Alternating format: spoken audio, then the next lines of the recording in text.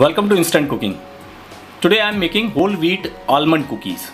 For this we need almonds, almond powder,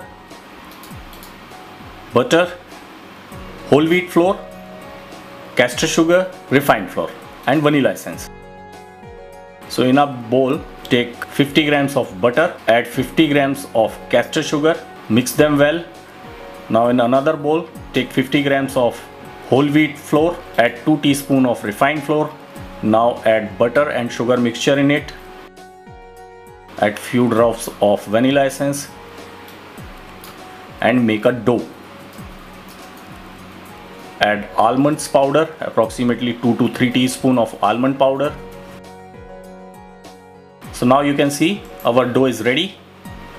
Now we will take a small bowl, make a design, garnish it with almonds. Similarly make another design, and similarly we will make all cookies.